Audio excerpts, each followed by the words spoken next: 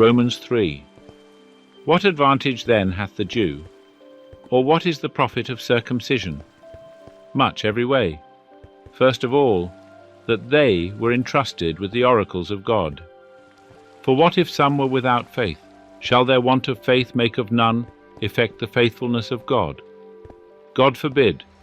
Yea, let God be found true, but every man a liar, as it is written, that thou mightest be justified in thy words, and mightest prevail when thou comest into judgment. But if our righteousness commendeth the righteousness of God, what shall we say? Is God unrighteous who visiteth with wrath? I speak after the manner of men. God forbid. For then how shall God judge the world? But if the truth of God, through my lie, abounded unto his glory, why am I also still judged as a sinner? And why not, as we are slanderously reported, and as some affirm that we say, let us do evil, that good may come, whose condemnation is just. What then? Are we better than they? No, in no wise, for we before laid to the charge both of Jews and Greeks, that they are all under sin. As it is written, there is none righteous, no, not one. There is none that understandeth. There is none that seeketh after God. They have all turned aside. They are together become unprofitable. There is none that doeth good. No, not, so much as one. Their throat is an open sepulchre. With their tongues they have used deceit. The poison of asps is under their lips, whose mouth is full of cursing and bitterness. Their feet are swift to shed blood. Destruction and misery are in their ways, and the way of peace have they not known.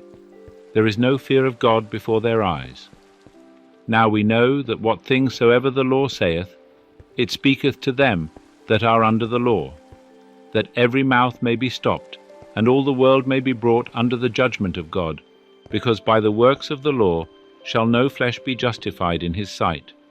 For through the law cometh the knowledge of sin. But now, apart from the law, a righteousness of God hath been manifested, being witnessed by the law and the prophets, being witnessed by the law and the prophets, even the righteousness of God through faith in Jesus Christ, unto all them that believe. For there is no distinction, for all have sinned, and fall short of the glory of God, being justified freely by his grace, through the redemption that is in Christ Jesus, whom God set forth to be a propitiation, through faith, in his blood, to show his righteousness because of the passing over of the sins done aforetime, in the forbearance of God, for the showing, I say, of his righteousness at this present season, that he might himself be just, and the justifier of him that hath faith in Jesus. Where then is the glorying? It is excluded.